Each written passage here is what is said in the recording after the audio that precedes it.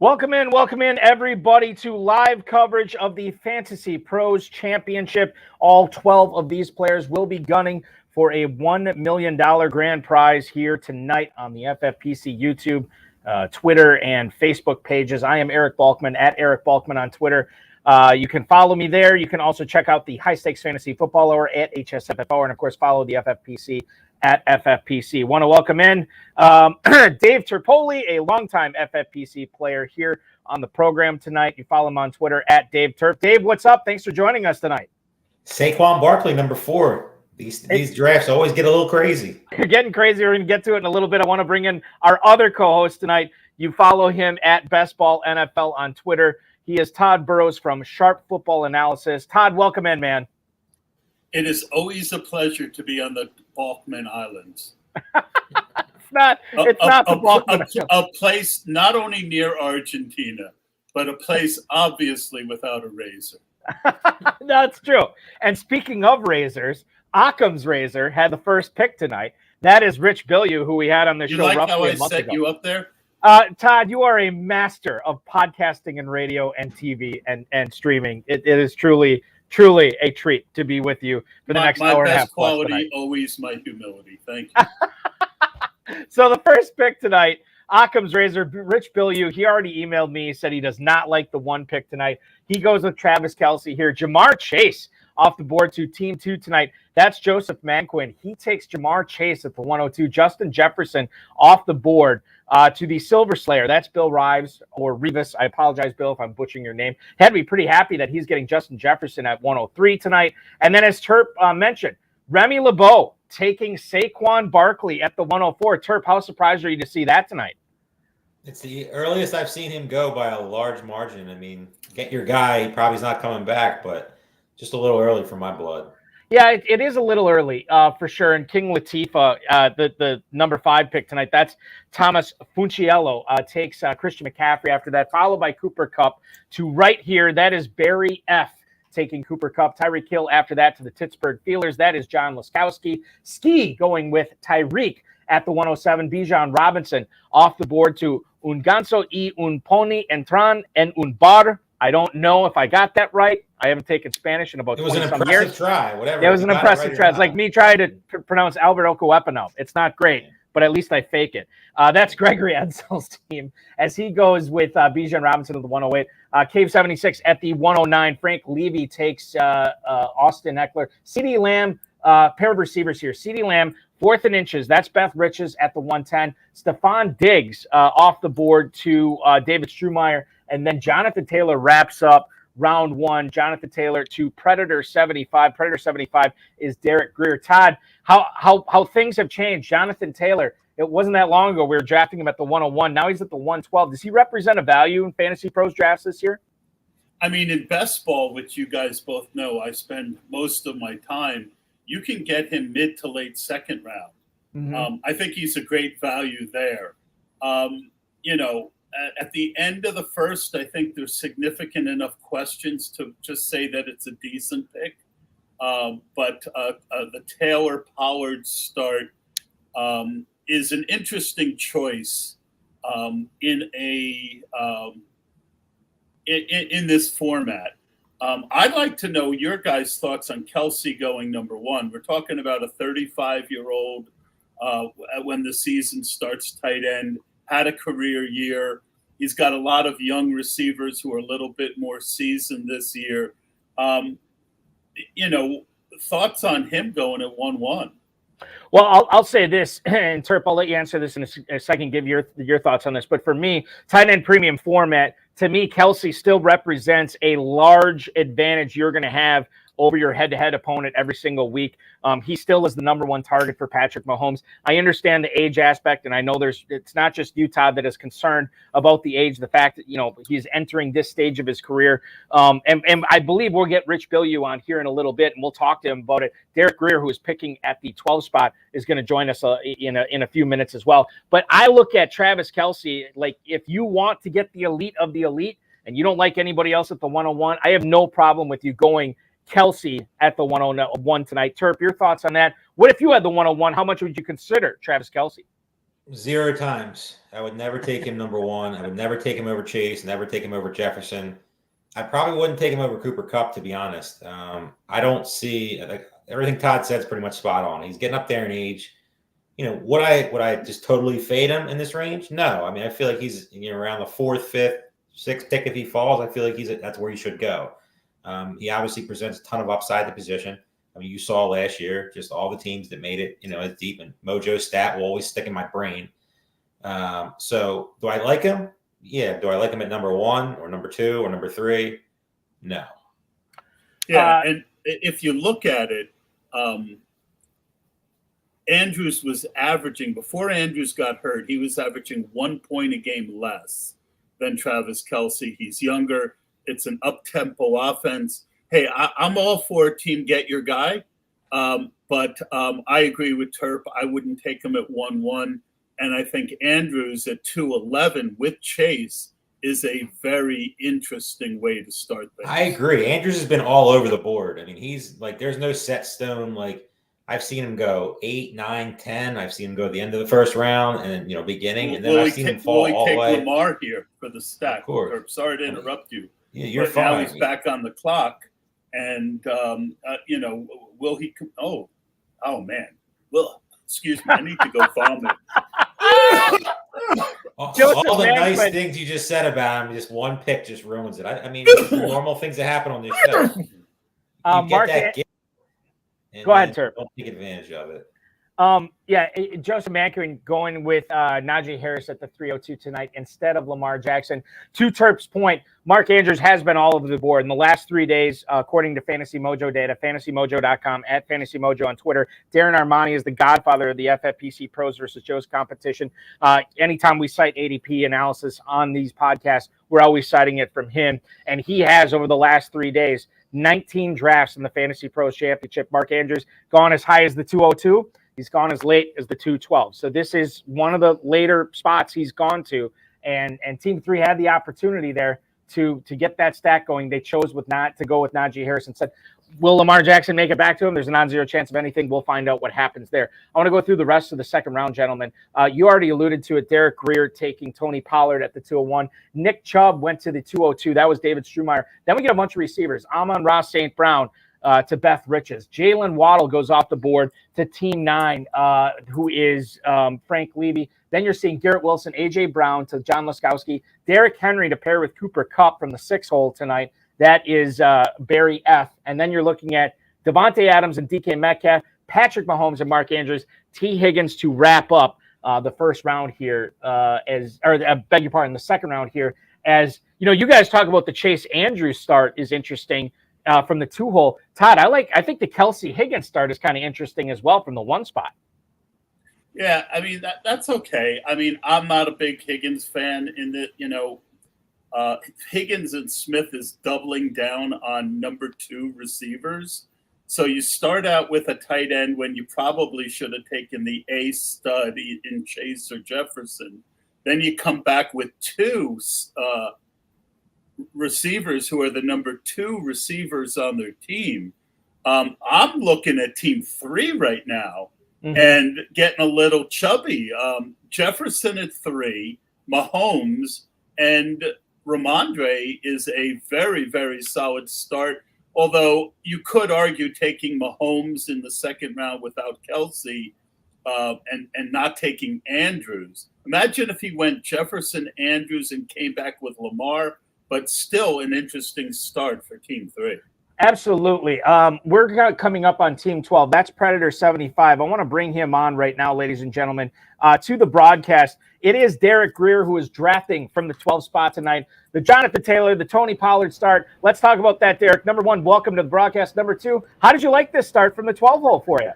I didn't expect Jonathan to be there to begin with. So I'm like, okay, he's going to be there because in most of my practice drafts, mock drafts, he's been going much earlier. So I'm thinking, okay, so he landed to me, and I was happy to get him. And, he's actually fallen a little bit, Derek.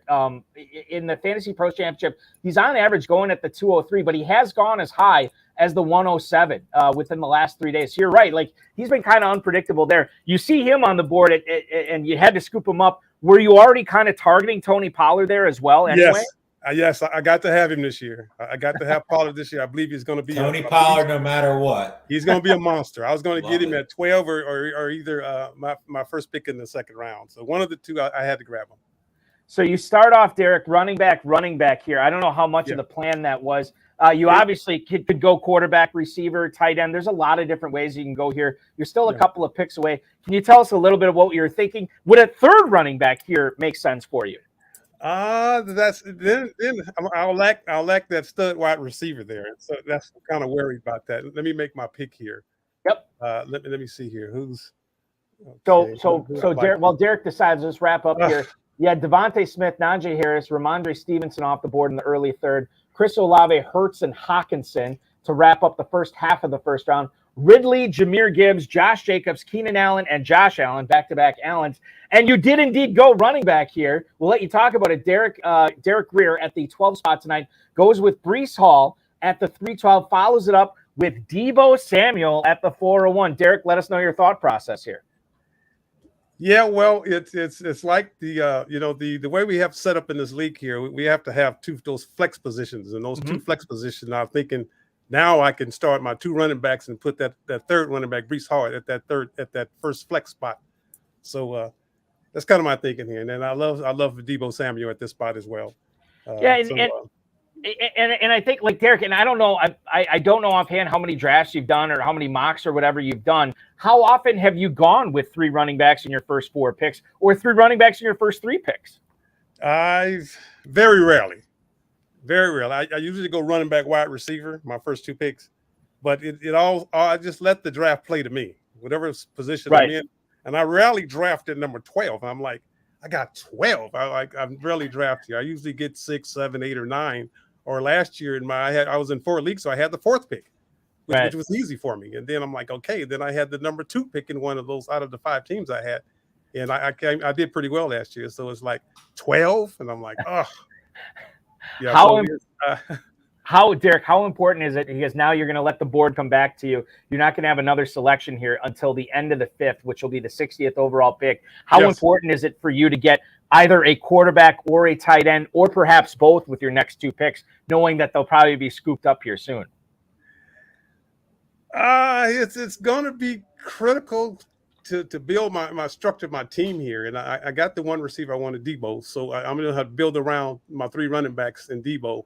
So it all depends on the value and then the best available player that I think the best available player is going to provide production. Because my goal is my first 5 picks, I expect those guys to be beast. Throughout the season, I expect many points from them every weekend. And what I see right now, I'm looking pretty good. Derek, sorry to interrupt you. I think what's interesting about your team here is you have Jonathan Taylor, who's been in the news recently because Jim Irsay says he's, quote, all healed up. Yep. You have Tony Pollard, who ended the last season hurt, and he should be good to go. Breece Hall is another guy, tore his ACL. What are your expectations? Do you think you're going to be able to deploy Breece Hall, week 1 of the season? And if you don't think that, when do you anticipate using him in your starting lineup? How long do you think the injury is going to keep him out? Hopefully he'll be ready week 1, but I'm still worried about the Dalvin Cook out there, free agent right now, and it's been a lot of reports that the Jets have made an offer to him, and I'm a little bit concerned about that, but I'm willing to take the risk because I believe in that coaching staff over there that's they're running back by committee in a lot of cases. I see Breece Hall is getting he's a good receiver out of the backfield, and I had him last year, one of my squads, and he was awesome for me until he got injured, and I'm like, he killed my whole team that year last year, and I'm like, and I took a shot at him on the 4th round last year. He was good to begin with, but after that, when he got injured, that killed my team. That killed my team right there. I didn't have a backup for him. Go ahead. Keep going. I'm sorry. Oh, so this year I'm gonna have a backup plan for him. That's why I got my 2 Taylor and Pollard right there. I got those 2 solid running backs, and so now I just got to build around this first 5 picks here. It's interesting, Derek, and you probably already noticed this too. Not only were you the first team to go running back. Not only were you the only team to go running back in this draft tonight, you're the only team to go running back. you're the only team to have 2 running backs in the first 2 rounds, which is going to leave you with some interesting options in order to how to build this team. The last thing I want to bring up with you is that 4th round pick in Deebo Samuel. A couple of things here. Number one, he was going much higher in drafts last year, and obviously let some people down with injuries, what have you.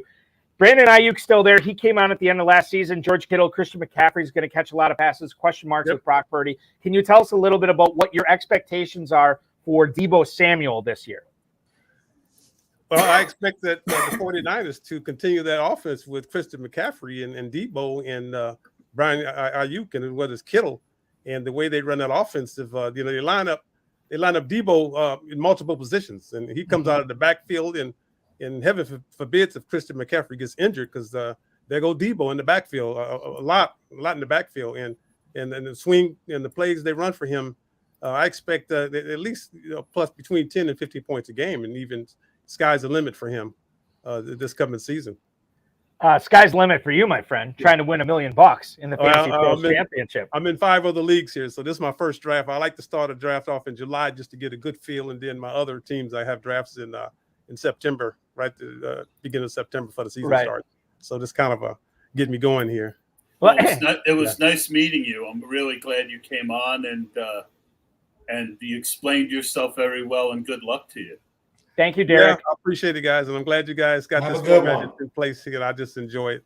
Oh, glad to hear it. Thank you so much, Derek. Right. Good luck the rest of the way. We'll let you focus on your 5th round pick here, man. All right. Thank you, guys. Derek Greer, ladies and gentlemen, drafting from the 12 spot tonight. That's Predator 75, Jonathan Taylor, Tony Pollard, Breece Hall, and Deebo Samuel to start off his draft. All right, let's go through the 4th round, guys. We'll talk about what picks stand out to you. This is a wild 4th round, man. So yeah, exactly. Samuel goes off the board to Derek Greer here with the first pick of the 4th round. Started a big receiver run. Amari Cooper to Team 11. Jerry Jeudy, the 4th straight receiver, drafted by 4th and Inches. That's Beth Riches there. DJ Moore, the 2nd receiver, drafted by Frank Levy. Then you're looking at DeAndre Hopkins off the board to Gregory Edsel there to go with Garrett Wilson is his 2 wideouts. Joe Mixon, the 1st running back, drafted by John Laskowski. Alexander Madison going off the board to Barry F. at the 407, followed by Travis Etienne to King Latifah. George Kittle, the 1st tight end, drafted by Remy LeBeau. Aaron Jones off the board to the Silver Slayer at the 210. Lamar Jackson does indeed make it back to Joe Mama here at the 411, followed by Kenneth Walker. I know Biplab Mandel, longtime FFPC player, many-time champ over, is loving Team 1 right now. Kenneth Walker, the 1st running back, drafted by Rich Billyeu here. Terp, I'll just throw it out there right now to you. What stands out to you from the 4th round here that you want to talk about? Did something happen to Christian Watson? He went to the 5th. He went to 5th, Madison, 4th round in this economy? No, come on. In this running back run, they're all solid players to a point, but I'm not taking them over Christian Watson. I know my bias is there, but Alexander Madison, 4th round, Team 6 they're leading the pack right now for very, very, very bad team. So, Turp, let me ask you this, and Todd, I'm going to let you weigh in on this as well. Do you think that fantasy players, FFPC players, are maybe overrating the latest news we've had in the last couple of weeks here, that the beat writers talking about Romeo Doubs being such a big target and such a focus target for Jordan Love in minicamp and OTAs and everything, and that Christian Watson looks like this field stretcher playmaker type guy, that maybe Doubs is the guy there. And that I don't necessarily think that Doubs should be shooting up boards, but is that giving people, Terp, you think, a little bit of trepidation in drafting Christian Watson a little bit higher? It's surely possible. The questions surrounding Jordan Love, obviously, no more Aaron Rodgers. So, not many people have any expectations for the Packers offense. I've been on record saying I'm very high on them. I think they're going to be one of the best offenses in football. But 5th round, that's the longest that I've seen him go. I've seen him go end of the 3rd in some of these drafts. Beginning of the 4th is pretty much, set. 5th round to me is just a great, great value. I think it was Team 5. Solid start so far. Devontae Adams falling where he did. I'm a little bit of a Devontae Adams hater, but still, at that spot, Team 5 has done a pretty solid job so far. You were going to weigh in on the Christian Watson discussion. Well, I'm going to weigh in on a couple things, and I'll keep it short. One, I agree with Terp that fifth round Watson in this economy is a great value. Two, I think he must be on some sort of narcotic to think that the Packers are going to be one of the best. You never know with me in the league. I also think that I didn't get out of best ball mode when I said Lamar Jackson in the third. The quarterbacks go later in season long, so it was a very smart move, and that was my bad.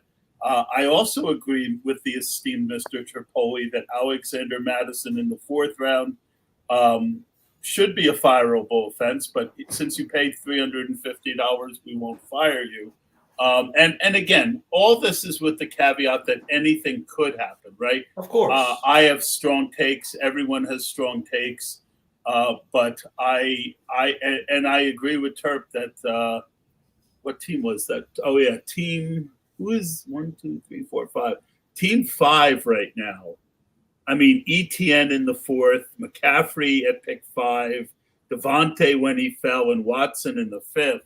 I mean, that's the early clubhouse leader to win the draft.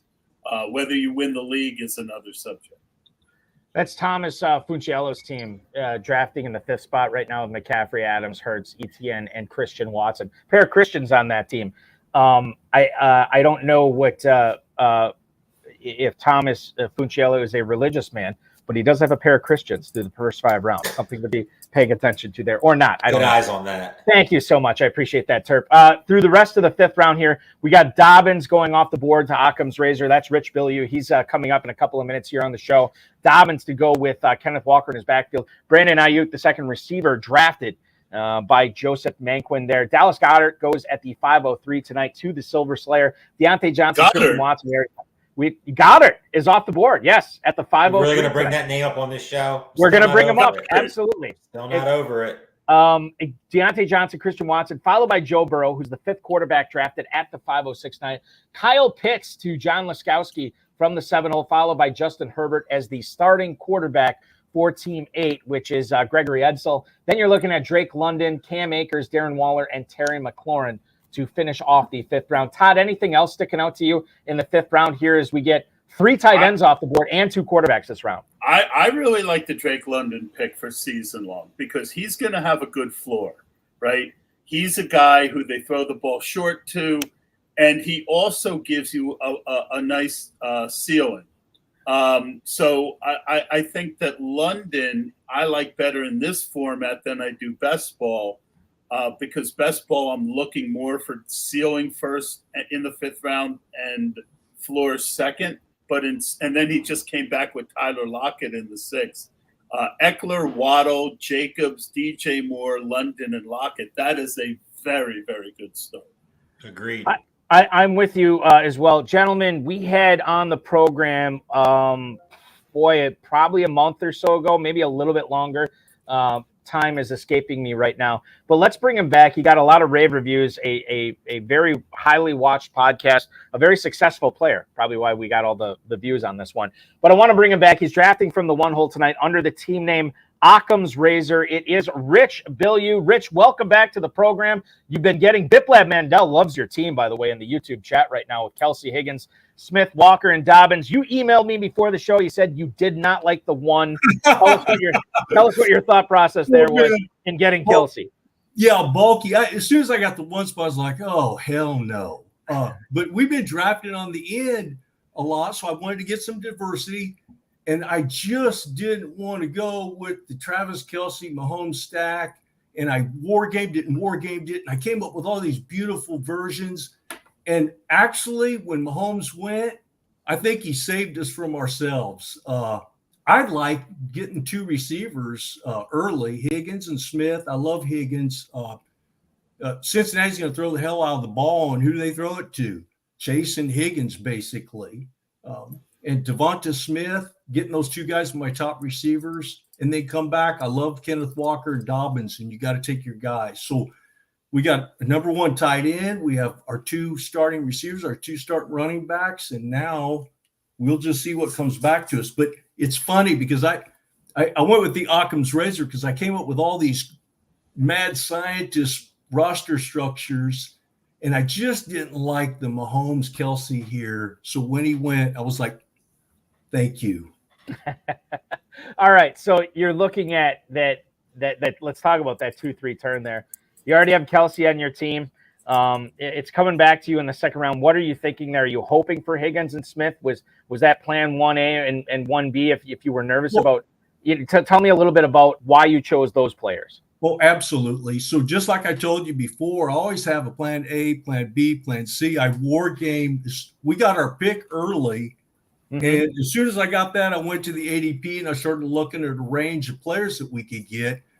And I looked and I saw a couple of outliers where people were taking Holmes in the second round come back. I said, gosh, if they do take him, we got to be ready to pull the trigger on something else. And I even thought about taking Hurts there. But then again, the receivers just dry up so fast. And if you don't get at least one or two good receivers there, what you're looking at, what comes back is just kind of like, I don't know, it's kind of shaky. And also the same with the running backs. After the fifth round, coming back in the sixth at 6-12, I don't like those running backs. So it was a no-brainer. Me and my son, he's drafting here with me, we were hoping that Devonta Smith would be pushed to us if somebody took Mahomes. Now, I'll tell you, Mark Andrews at 211, had he come to us, I think I probably would have had to go Kelsey, Andrews, and a receiver. We would have loved to see that. We would have loved to see 100%. That. Rich. Yeah, sure. Hey, Rich, sure. I've got a question for you. Yes, sir. I like both Walker and Dobbins as players, but they both have a similar profile in that they're more kind of boom bust guys, the guys who can give you 20 one week and 7 the next rather than 15 each week. What was your thought process on taking the two of them together? So I look at the running backs that are available and I look at the running backs that are come back to me. And again, you got to take your guy. I love Kenneth Walker. I think a lot of people are making a huge mistake on Kenneth Walker. And I love Dobbins. Dobbins playing in that Raven offense with Lamar Jackson and a brand new offensive coordinator and a great offensive line, going to open up some holes. I think they're going to design some screen passes to him. Who's behind him? Gus Edwards. He's not a receiving guy. And Kenneth Walker, I think Kenneth Walker could end up being a top 5 running back. He's like Chris Carson on steroids. People that think that Charbonnet is going to be mixing in there, I don't think so. I think he's just back up. Oh, here we go. So look, we're going to take 2 receivers here. All right. Christian Kirk, are you kidding me? Boom. Yeah, you are. Boom. Now, here's a tough one for me, and I got to tell you, I know Mike Evans is old and dusty. I love Jahan Dotson. I don't like Pittman because I got him on 2 teams already, and he already has a hip issue. Marquise Brown, I'm sorry, I can't get behind him. He's already got a foot issue. He burned me last year. The rest of these guys, so it's between Evans and Dotson.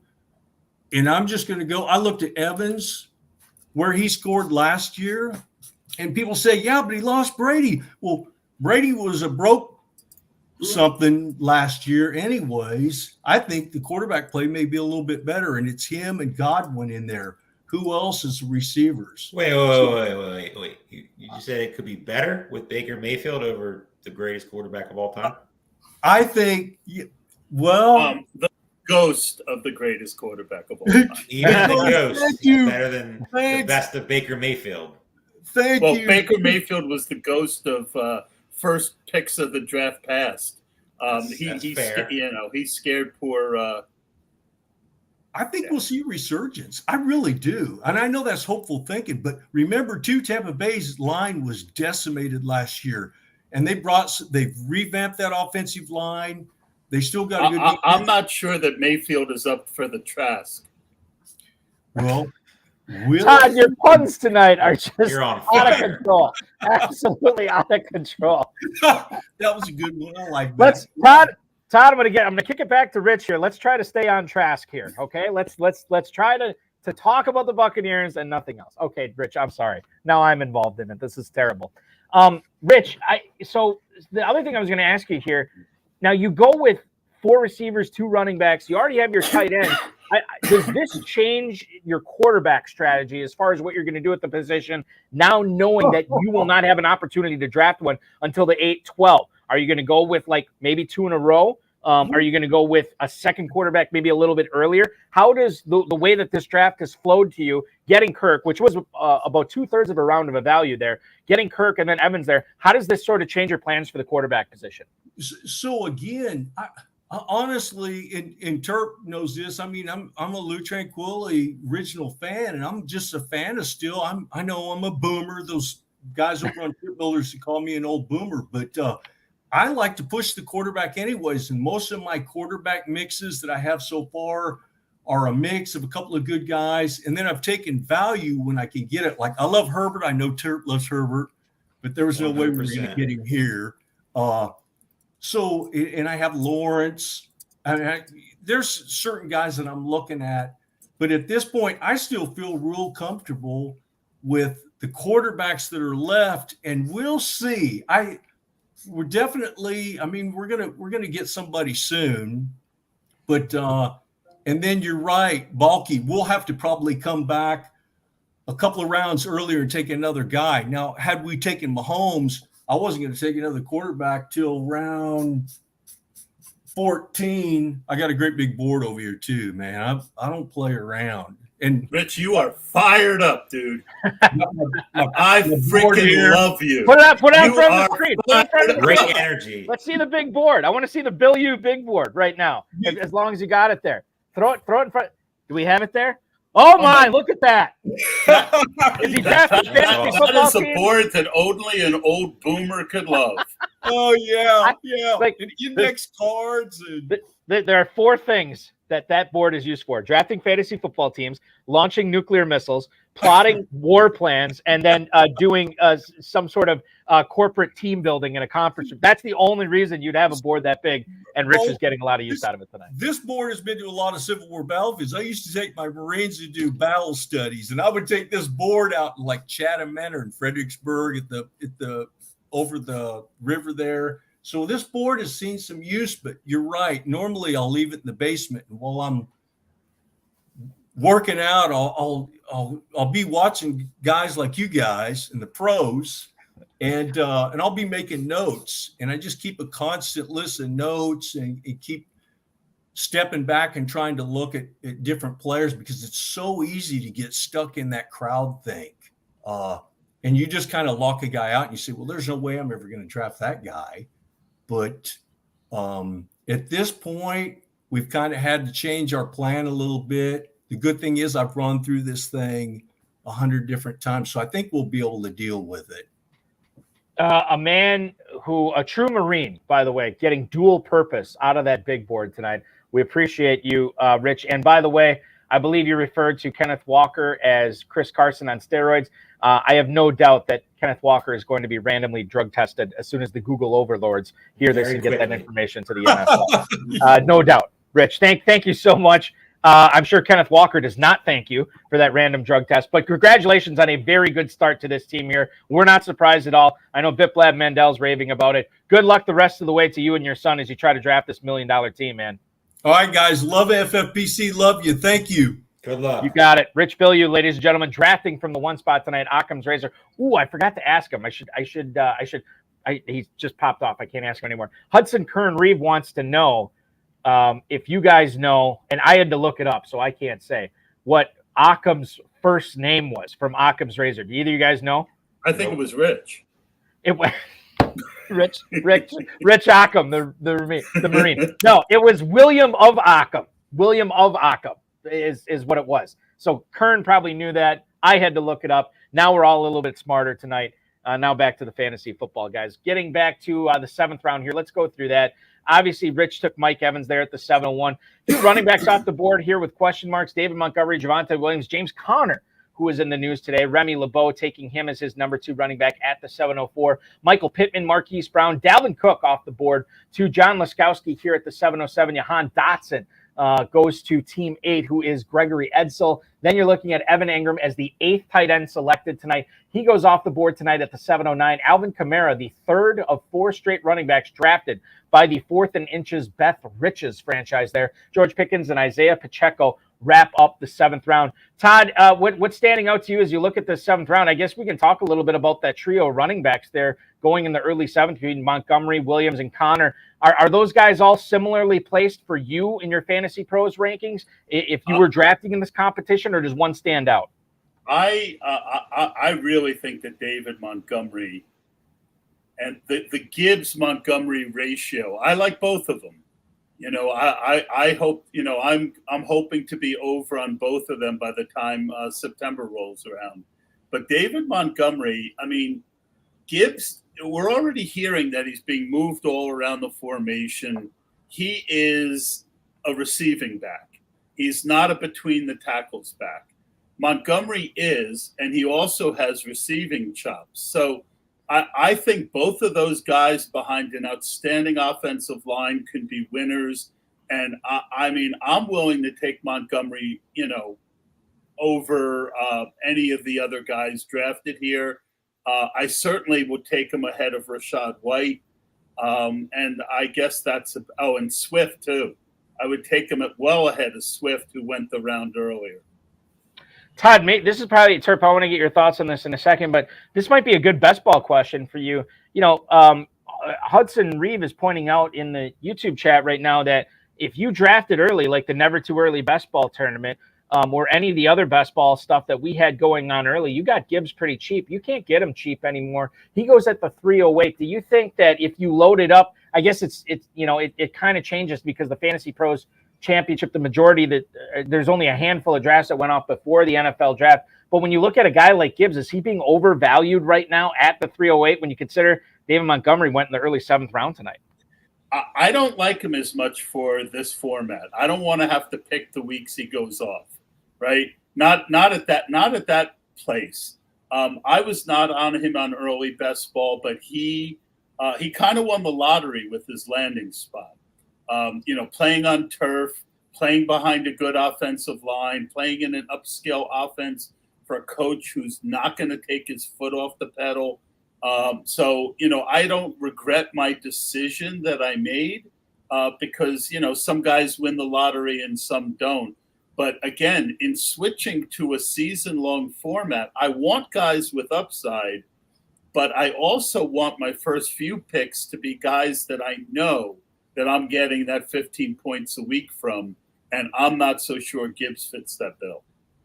Terp, you look at the 7th round here. We talked about some of the running backs early on, especially Montgomery. What else is standing out to you here as far as team builds go, or anything else you want to talk about here? I agree with everything he just said about David Montgomery. We're kind of in lockstep tonight outside of the Packers offense.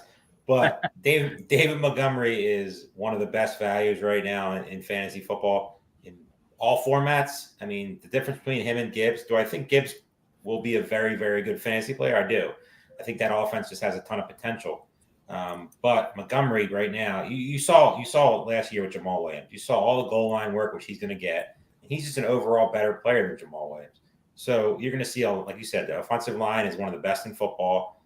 Very good offense, very good receivers, especially when Jameson Williams gets back.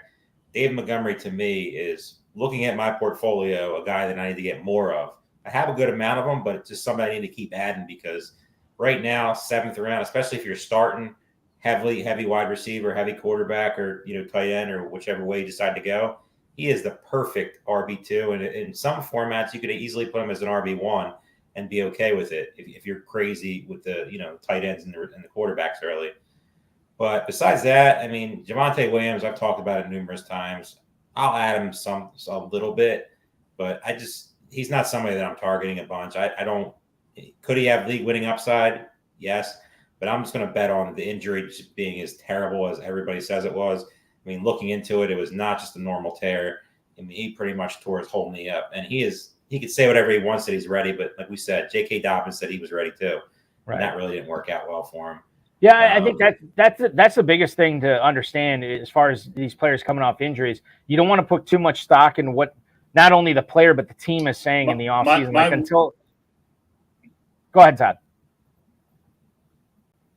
My one draft in season long was I'm sorry, I got kind of frozen, so I didn't know if he threw it to me. My one season long team was the hard way, and I got Montgomery in the 7th. Okay. Yeah. 7-3. And I think, like, well, let's put a pin in this. Because there's some other players that we can talk about that are coming off injuries that haven't been drafted yet. But I want to get into Dave Nowitzki's question in the YouTube chat right now. Isaiah Pacheco, guys, went to Derek Greer at the 7-12 tonight as his number 4 running back. And Dave wants to know what the Chiefs running back situation looks like to you guys. Todd, I'll throw this to you first. The Chiefs running back, obviously, we've been chasing that dragon for years, trying to get since the Larry Johnson, Priest Holmes days, basically. We're always trying to get that lead running back. We haven't always found it, and we certainly haven't found necessarily the perfect draft value on it. How are you attacking the Chiefs running back situation this year in drafts, and what do you think about Derek grabbing him at the 7-12 tonight? I drafted a lot of Pacheco last year. At ADP, he's a even to slightly underweight guy for me because we've seen too many times that the first guy being drafted isn't the answer. I don't know that he is the guy who's going to get the kind of workload and the high value touches that you need to crush ADP. McKinnon's going way too early. I like Deneric Prince. I've been pretty good with running back tape. His tape is really strong. He's got some elite qualities that we liked in Pacheco last year. So if Pacheco fails, I think Deneric Prince, if it's unlikely that he gets a chance, at least as we sit today, but he is a very, very interesting late pick for me right now. And a guy that I'm going to be monitoring in early camp. I have had people, high stakes players, tell me about Deneric Prince for the last month and a half, whatever, basically since the NFL draft. He is going now. He snuck into the 18th round of the last 3 days of the Fantasy Pros Championship. I have no doubt he might get a little bit higher than if he gets steamed up a little bit. I don't know how much he can get steamed up given his placement on the draft chart, but anything is possible. Non-zero chance of anything. We're through the 8th round here. 3 rookies go off the board here in the 8th round, guys. Jordan Addison to Derek Greer, followed by A.J. Dillon and James Cook, a pair of running backs, to Strumeyer and then Beth Riches. Brandon Cooks, Zach Charbonnet, the 2nd rookie to go off the board here, to Gregory Edsall. Then you're looking at Antonio Gibson, Gabe Davis. Pat Freiermuth will be the starting tight end for King Latifah. That's Thomas Funciello's team. Quentin Johnston, the final rookie to go off the board in the 8th round here, to Remy LeBeau. The first team to double up on tight ends is indeed the Silver Slayer, Bill Reeves, who takes Chigo Okonkwo to go with Dallas Goedert here. Sorry, Terp. Dallas Goedert at the in the 5th round. He gets Okonkwo here in the 8th round. Elijah Moore, and then Deshaun Watson will be the starting quarterback, or at least the number 1 quarterback for Occam's Razor. That is Rich Billyeu. Terp, let's look at this 8th round here. James Cook, Farrell Elliott on the High Stakes Fantasy Footballer ripped on me all last year because every guest we'd have on, I'd ask him about the Bills running back situation. And I got to tell you, 2023 hasn't changed it. I'm still asking a lot of people about the Bills running back situation. Your thoughts on James Cook at the 803 tonight as the 4th running back drafted by Beth Riches? I'm higher on James Cook than most. I know a lot of smart people like Damian Harris. They feel like he's going to get a lot of the goal line work. He has potential. I mean, you've seen it in the past, the double-digit touchdown upside. I just feel like Cook's a talented player. Another year in the offense. The only issue is Buffalo doesn't really throw the ball to the running backs that much. And is James Cook ever getting a goal line carry or anything close to the goal line? The answer is probably no. But I feel like he gives enough upside in the passing game. I mean, you've seen him. He's a game-breaking speed. Ton of talent. It's just a question of the coaching staff. They trust him. They trust him on 3rd down, blocking, all that good stuff. He's definitely somebody that I was overweight early. I'm kind of slowing down a bit on, but I'm still going to have plenty of James Cook over Damian Harris. Todd, Bill Reeves, again, I'm sorry, I'm butchering a lot of names tonight. It's sort of what I do. It's my thing.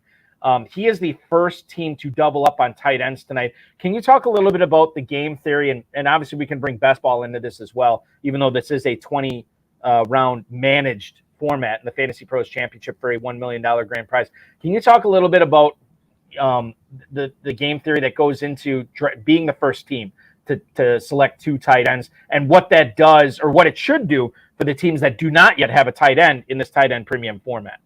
Yeah, I'm looking at team 10, and they went 5 running backs in a row, and I don't get that. So I want to touch on a couple things real quick. James Cook, Damian Harris, hardway draft. I took both of them. I think they're cheap enough that you can take one, both. Harris, one of my most owned guys. Latavius Murray was brought in, but to me, he's fighting Harris. Cook's role is pretty secure. If you look at Cook's last year, and I did today, and I put a tweet out about it, 3.5 touches a game for the first 8. The last 9 games, he averaged 8 touches a game, and he averaged 8.5 touches in the playoffs. So that to me shows what am I looking for there? I'm looking for how much they trust him, and whether that, in other words, by the end of the year, they trusted him enough to play him more than they had in the regular season when it really counted. I think that he could be, I mean, you're talking about a guy who averaged 11 yards a catch and 5.7 yards per carry. We know those aren't the stickiest things, but I mean, when we're looking for upside, he is the guy who has it. Back to your question on tight ends. I think people underestimate the value of tight ends in this format. I don't think you can have too many good ones. And whenever there's a value on one, I tend to want to take it because you do. One of the best things about the FFPC is the double flex along with the 1.5 for tight end. Chigo Okonkwo is, again, we're trying to win $1 million. Chigo Okonkwo is risky, but now we're in the 8th round versus the 3rd round, what we were talking about with Gibbs. I do want to take guys who can break the board, and I think Chigo Okonkwo is a guy who can do it. I want to take this, Todd. I want to take this back up to John Terry's question here in the YouTube chat. Given what we found out about Alvin Kamara today, obviously felony charges dropped. He pleaded guilty to a misdemeanor community service, $100,000, no jail time. We just don't know what the NFL is going to do, what their reaction is going to be as far as suspension goes now that the legal process has indeed been carried out. But John Terry wants to know what your thoughts are. And Terp, I'm going to ask you about this in a second. Todd, you go first. Your thoughts on Alvin Kamara. He goes tonight at the 7:10 to Beth Riches. Is that a good spot for Kamara? How have you been handling him in your draft? I think for this format and with that news, this is a really not good pick. All right, and I'll tell you why. He is very likely to get a 6 or 8 game suspension. The NFL has really cracked down on this kind of thing. There's a video. I think they're going to err on the side of punishing him and then let him appeal it. So I can't put $350 down on a guy who isn't going to be there for 6 to 8 weeks when the regular season's, 12 or 11? 12. 12. In the FFPC, right? Yep. So you're talking about possibly being without, I mean, he could actually hit waivers in some leagues when bye weeks get really tight. So I understand the theory behind him, but with the addition of Kendra Miller, the chance that Miller plays really well in his absence and the bloated contract that Kamara has at this point, there's just more questions than I'm comfortable with a single-digit pick. Terp, how do you fall in on Kamara given the news today? I agree with everything you said pretty much. Even if it's 4 games, there's no guarantee even when he comes back that he's going to get the job. I mean, by that time, I love working with Terp. It's hard to fight with someone who's constantly agreeing with by the time he gets back, the rookie could take the job already. I mean, Kamara's going to get some touches, but Jamal Williams isn't going anywhere. And don't forget Taysom Hill. He's going to be there, and he's going to be annoying. He's going to get a lot of goal line work. I mean, Kamara's a guy that I've talked to a bunch of people, and some people said they're on him, and a lot of people said they're not. I just sit on the thing. He's definitely a guy I've been fading. I don't have much of him. I should add him probably a little bit more than I have to get the percentages up a little bit, but he's just a guy that, and like I said, the news today was, to me, bad. A lot of people said it was good, but if he gets 4 games, like that's still, there's no guarantees that Alvin Kamara of 2 years ago. Last year he wasn't good, and the coaching staff never really unleashed him outside of a game or so. So to me, yeah, I'm out on Kamara. So if that is the case, and I know Todd didn't like the pick in the 7th round. If that is the case, Terp, are we going after? Would you advise people to go after Jamal Williams, or is Kendra Miller the better pick? I know we had, was it Biplab Mandel chime in on Kendra Miller in the YouTube chat right now, or no, it's Hudson Reeve actually who chimed in on that. Right now you have Jamal Williams off the board. Kendra Miller, with the apologies to the people who don't like this, is still out there right now, and he can be gotten. Terp, who would you rather have, Williams or Miller? It's Miller for me. I mean, the only thing that worries me is with the injury that he had. Is it still lingering? Is it going to linger? You know, this is a team that's a clear favorite in that division. Jamal Williams, they signed. I expect him to get plenty of work. I don't really love any of these three, to be honest with you. None of these three guys are guys, that I really want on my fantasy team if I'm playing in a managed league, because, like Todd said before, who do you start? When are you ever get a clear picture of who you're going to plug in the lineup? You're usually going to be wrong. So with all three of those guys active, I mean, you're never going to know. Plus the annoyance of Hill. I don't know. They're all pretty much, I'm out on all of them. I drafted a lot of Miller early. He's a guy that I'll start adding a little bit more if the injury, if he starts getting back out there practicing and looks to be 100%. Jamal Williams is what Jamal Williams is. I mean, I don't think he's going to be a league winner. But in best ball, he's definitely, to me, a better pick than he would be in obviously managed. You are watching live coverage of the 2023 Fantasy Pros Championship here on the FFPC YouTube, Twitter, and Facebook. If you have any comments on this draft, feel free to let us know on all those social media channels, and we'll definitely pipe them into the broadcast here tonight. Dave Terpoli joining me, as well as Todd Burrows at Best Ball NFL for Todd, at Dave Terp on Twitter for Dave, as we're calling the action. All 12 of these people are gunning for a $1 million grand prize this year. And you can join them by going to myffpc.com and jump in now, because the weekday giveaway is going on. So if you register for a team this week and draft it this week, you're going to have the opportunity to be entered into a drawing for a free Fantasy Pros Championship team as well, applied right to your account. We'll be announcing those on Friday. Just sign up either today, tomorrow, or Thursday. We have a guest coming up here in a couple of minutes. The Team 4 tonight, Remy LeBeau, is scheduled to join us in just a couple of minutes here. Before we get to him, let's talk about what was the pick I want?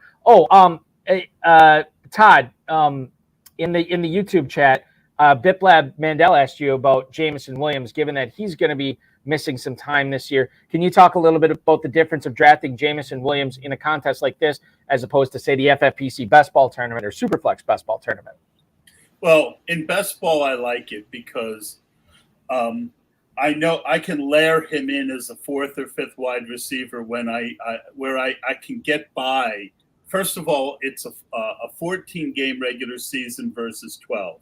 So just percentage-wise, he's missing a far less percentage than in a managed league. Second of all, I know it's a 6-game suspension, right? With Kamara, there's that uncertainty. And Kamara has other uncertainties. The thing about Jameson Williams is his profile is a guy who can win you $1 million, right? And 100%. By the time I'm taking him in the 10th round of best ball drafts, I've already got, quote, my starting lineup, and I can build after him less risky guys as well to kind of balance that team out. So I'm not saying I wouldn't draft him in this format, but I would have to be really happy with my team up until that point to because I consider him a luxury pick. And if I can afford the luxury, I don't mind doing it. If I don't have the luxury, I wouldn't. All right. So I want to do this right now, guys. Terp talked about this at the top of the show, right when we went live. First pick we talked about was Saquon Barkley ascending up to the 104 tonight.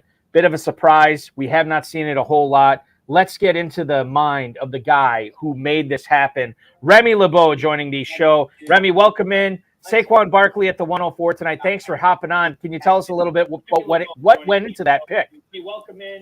Saquon Barkley at the 104 tonight. Thanks. And mute your YouTube. What went into that pick? You got to mute your YouTube, bud. He's got it. He's got it. All right, hold on one second here. got to mute your YouTube. But He's got it. Oh, no. There we go. How's I that? think we got it. There you go. Perfect. Way better. Talk about the Barkley pick, Remy. Or maybe he can't hear us now that his YouTube's muted. Come back to me. Let me figure out what's going on here. Okay. All right. We'll come back to you. For sure. So Remy will come back to him. Dre, he's got a pick coming up anyway here in the 12th round. looks like he's been hitting the Remy Martin. It could be. Well, and I brought this up last time Remy joined us. That is the real life name of Gambit in the X-Men comics is Remy LeBeau.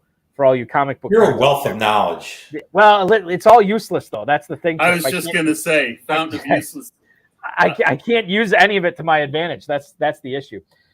Let's talk about before we get back to Remy. The pick here in what round was this here? Oh, the 10th round here. Jacoby Myers to the Silver Slayer. Terp, I'm going to pitch this to you. Bill Rives takes him there. Takes Myers, a guy who caught a lot of passes in New England. Problem is he's going to Las Vegas, where there's going to be Devontae Adams there, who caught a ton of passes last year, yet there's no Darren Waller. There's a lot of moving parts from 2022 to 2023. How do you like Jacoby Myers in the 10th round as the Silver Slayer's number 4 receiver here tonight for Bill Rives? I don't mind it. I mean, I think Jacoby Myers is obviously a solid NFL player. He's in a pretty good spot, which most people won't think so, obviously being in Vegas with a new team, leaving New England. But they're going to be in a lot of shootouts. They're going to be behind in a lot of games. They're going to be throwing the ball a ton. And if teams just figure out how to stop Devontae Adams or try to, he's going to get a lot of single cover. He's going to play in a lot of the slot. It makes a lot of sense for me as a wide receiver 4, wide receiver 5. Does he have a ton of upside? No, but I feel like he is very, very safe, and he should have a good weekly floor when it comes to just in games where they're probably not going to be winning many games. And there's a, outside chance Devontae Adams is just pissing people off and, not getting all the work that he did last year. So Jacoby Myers, I'm fine with that pick. I want to ask you, Todd, about, because this is the round that a lot of teams decided to double up on tight ends here. You get King Latifah going with Dalton Kincaid to go with this Pat Freiermuth. Right here from the 6th spot, Tyler Higbee to go with TJ Hawkinson. That's Barry F's team. And then you look at Dalton Schultz to go with David Njoku. Boy, I've seen that pairing a lot, Njoku and Schultz. It's who the Predator. That's Derek Greer from the 12 spot. What do you make of these 11th round tight ends between Kincaid, Higbee, and Schultz? To me, on the surface, Kincaid seems to be the league winner, the pick to win, the $1 million guy here. But I think you can make a case for Higbee and Schultz catching a lot of passes this year as well.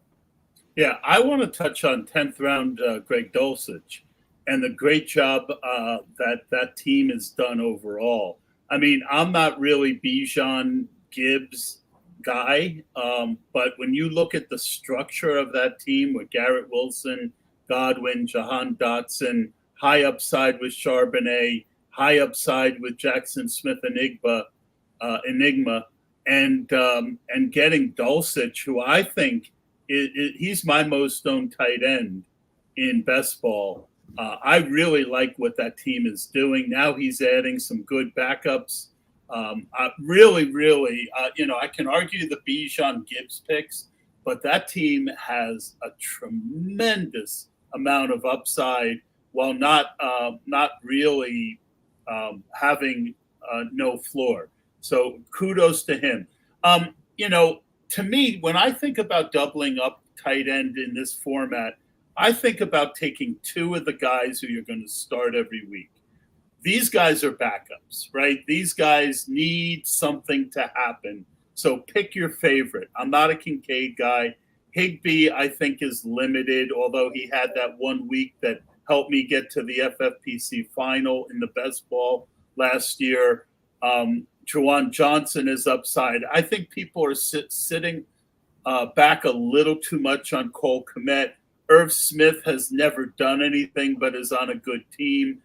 The tier that I really like is still to come.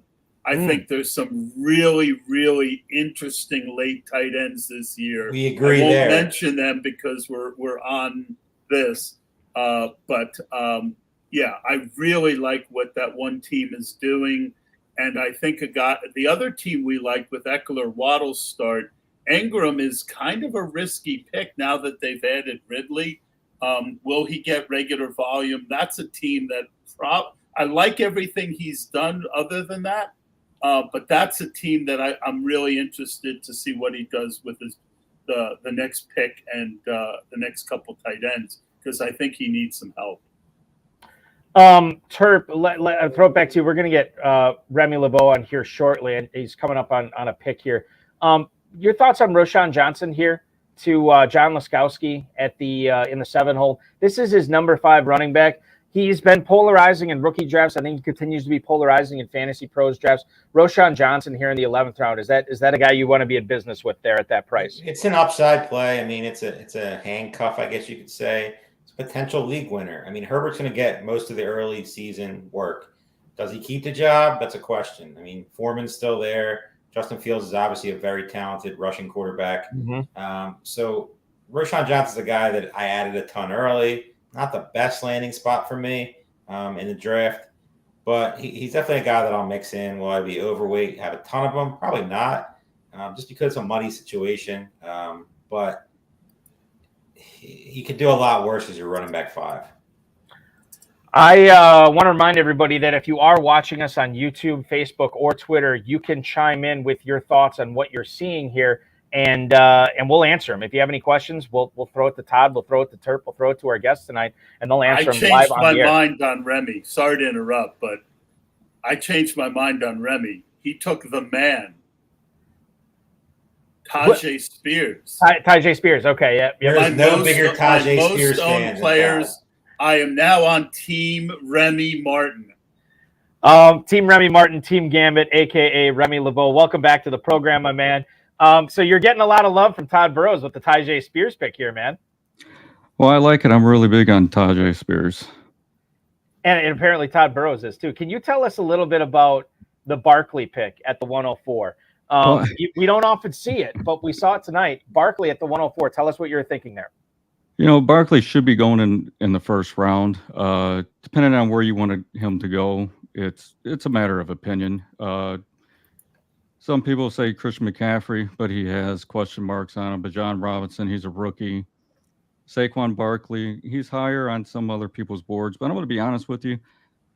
I've been doing a lot of these drafts, and for some odd reason, I keep getting the 4 spot. So I have to get creative somewhere here. So believe it or not, I've been using the Stack Explorer. With Fantasy Mojo? Yeah, from Fantasy Mojo. And there is not a Barkley, Metcalf, Kittle out there. Oh, interesting. So that's one of the reasons why I went that route. And then I think there is Olave, Deontay Johnson with Burks. You're not going to find too many stacks out there, and you're trying to differentiate yourself from, the rest of the group. And then you're trying to take, I forgot who was talking about Jameson Williams. I'm so far deep with the wide receivers that I can take that chance now. And that's one of the reasons why I went with him there in the 9th. My favorite rookie is Quentin Johnson, so I'm going with him. James Conner was a value. I was honestly wanting Javonte Williams, probably Conner. When you get that far down that range and running back, you kind of got question marks over everything else. I don't know. How do you guys think? Well, Todd, let me throw it to you because you all of a sudden did a 180 right after you saw the Tajay Spears pick. But talk about Remy LeBeau's team here from the 4 spot, what you're seeing. Well, I've got a question for you, Remy. So I like the theory of using Fantasy Mojo's thing to get unique combinations, right? But there's also being suboptimal with the picks to do that, right? So what's the thought in your head as far, in other words, Barkley's way early, Metcalf's way early, and Kittle's a little early. So you got unique, but you did it in a way where you gave up a tremendous amount of draft capital. Can you take us through what your thought process was as you were doing that? Well, I'll be honest with you. Normally, when I'm in this spot, like I did a draft before. I had Christian McCaffrey. I got the 4 spot, and I got Christian McCaffrey in both of them. I got Christian McCaffrey with Tony Pollard. I swung it back, grabbed Najee Harris in that one, and then I came back and,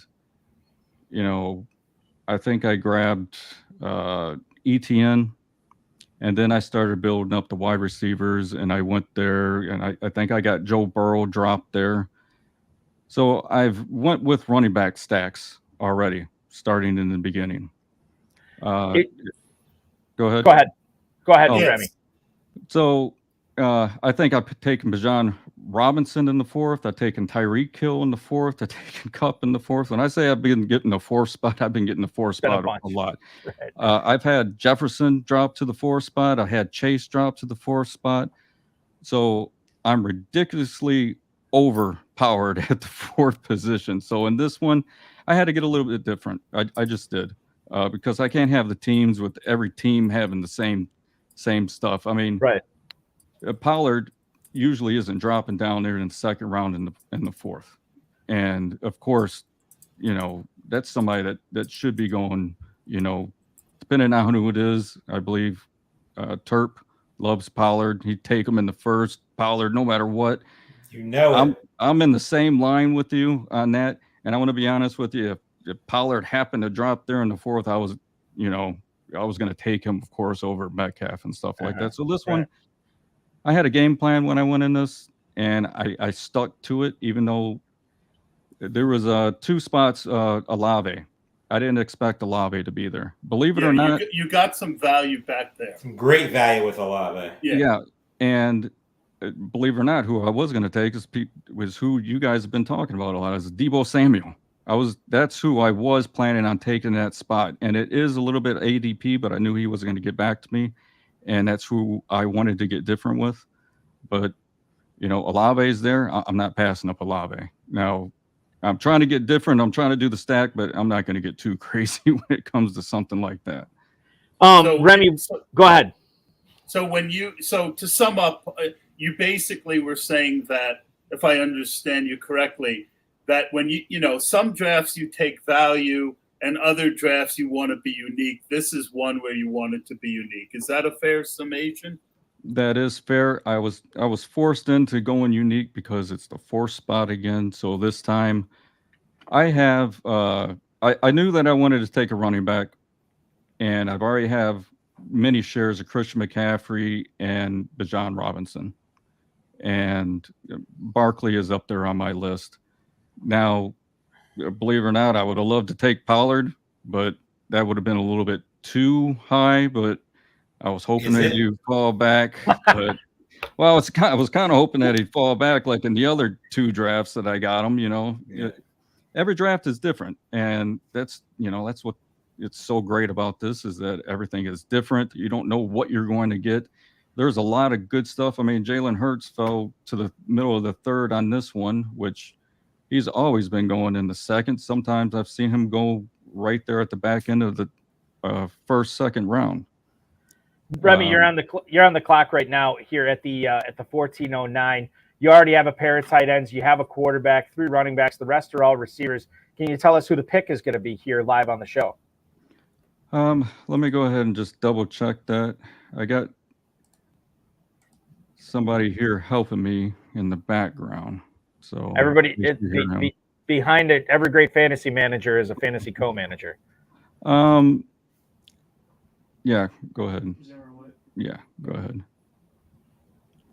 Boom, Zamir White, running back to the Stars in Las Vegas. We're going to take Zamir White, and the reason behind that is he has a lot of miles on him, Jacobs. I mean, and that 380 curse is a real thing. Everybody that's touched that, I mean, who was it? Derek Henry.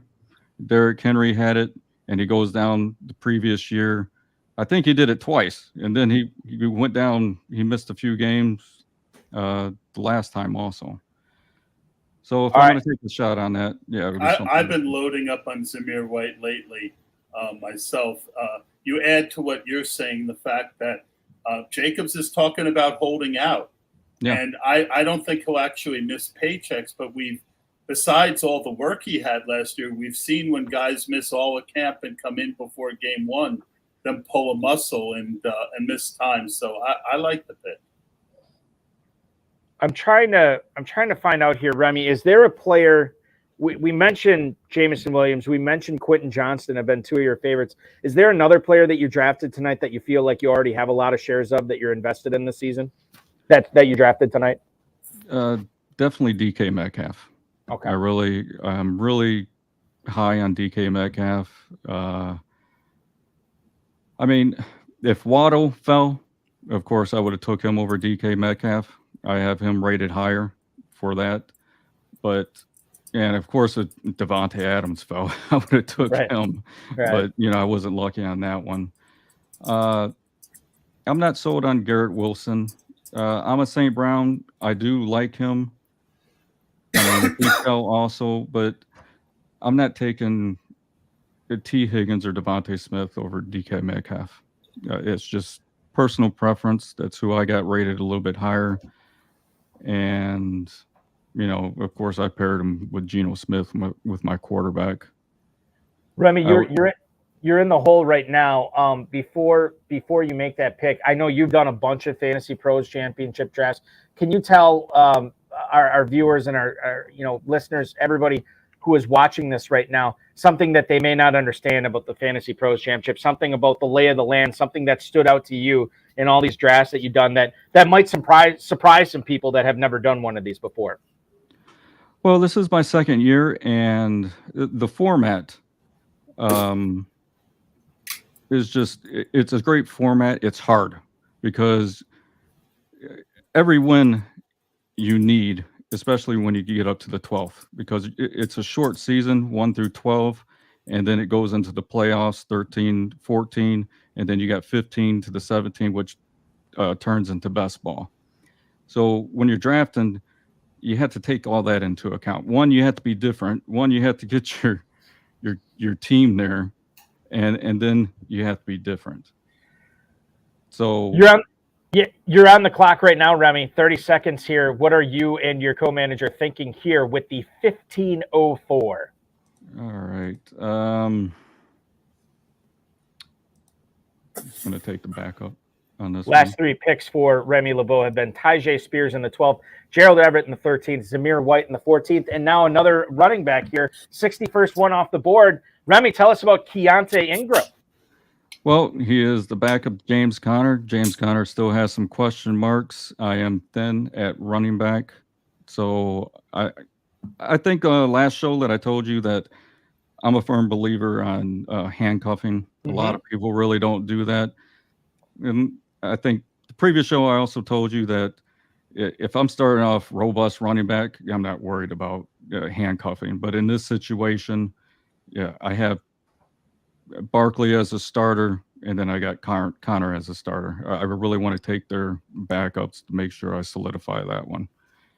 Barkley, his backup isn't really anything, so I'm not chasing him. So, and Ingram, he's getting high praise so far. We'll see what happens. You never know. You might, beat out James Conner.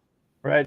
Yeah, it's anything. There's a non-zero chance of anything. There's a non-zero chance that Remy LeBeau could be the $1 million winner in the 2023 Fantasy Pros Championship. Remy, thank you so much for hopping aboard, man. We always appreciate your insight, and good luck filling out this roster the last 5 picks. I really appreciate it. Thank you, guys. Thanks for having me. You guys got it. Okay. Nice meeting you, man. All right, nice meeting you guys. Remy LeBeau, ladies and gentlemen, popping aboard the live coverage of the Fantasy Pros Championship here on the FFPC YouTube, Twitter, and Facebook channels. $1 million at stake tonight. All these players will be gunning for it. I don't know if my kids are still watching, but good night to my kids who piped into the YouTube just for a little bit to say hi to Dad. Say good night to Dad, which I said good night to them. Let's get back to the draft here, guys. Aaron Rodgers and Jordan Love, teammates for the last 3 years in Green Bay. Now adversaries. Well, not so much. They're just on different teams. But Terp, Rodgers in the 13th, Jordan Love in the 14th. We know about your proclivity to the Green Bay Packers offense, something that I adore, something that I envy, something that I am waving to you on the mainland as you sit on this Packers island as being an elite offense this year? I think they're going to be good. I don't know if they're going to be as good as you think they are. I hope they're as good as you think they are. We know your proclivity and your love for Jordan Love this year. You are indeed ready for Love. But what about Aaron Rodgers in New York in the 13th round? If he is going to be as good as a lot of the pundits say, shouldn't he be going higher than this with a better supporting cast in New York than he had in Green Bay? Chip on his shoulder, it's a lot to prove. I mean, tough division. They're going to need to score. I mean, with Miami, Buffalo, the AFC is just loaded. They have a lot of tough games out of conference. Aaron Rodgers is definitely a quarterback that if I'm going to wait and not take one of the elite guys, I'm perfectly okay with him as my guy. I really feel like, obviously, Garrett Wilson, we've talked about, I'm very, very high on. I mean, he has a clear-cut stud receiver. Tyler Conklin, very underrated tight end. They have enough at the position with Corey Davis, Allen Lazard, Hardman, and all those guys. Breece Hall, if he's healthy, will only help. So if I'm waiting, which I usually don't do and probably won't do that much this year, Aaron Rodgers to me is a guy that I'd be perfectly okay with trotting out, early in the season, getting a guy very close. Like, I wouldn't mind having a team with Aaron Rodgers and Jordan Love because I feel like they both present some upside. And both offenses should be very good this year, even including Jordan Love. Todd, here in the 13th round, speaking of Rodgers, Anthony Richardson goes the pick after him. Rodgers going to John Laskowski, Anthony Richardson going to Gregory Edsall. When you consider that Laskowski already had Trevor Lawrence, and when you consider that Edsall already had Justin Herbert, would you rather have Anthony Richardson or Aaron Rodgers at that spot there in the 13th round? Neither. And I'll tell you why. And I was just sitting here thinking this, so I'm glad you asked me the question. Structurally, if I take an early quarterback, and Lawrence in the 6th round qualifies as an early quarterback, we're talking we're just in July, right? We haven't gotten to camp yet. What you're trying to do in season-long drafts is hit on late picks and add value to your team. There are always quarterbacks available on the waiver wire once, the first few weeks. And so I like Richardson. I like Rodgers. I think they both are good for different things. But I'm not taking either of them that early when there are still guys on my board that real good backup running backs, things like that, good tight ends. It's just structurally for me, I am never starting. I mean, I could start Rodgers over Lawrence, so I give him a little bit of a pass. But am I ever going to start Kirk Cousins over Joe Burrow? Am I ever going to start Jordan Love over Jalen Hurts? Am I ever going to start Jared Goff over Patrick Mahomes? That might be the worst one.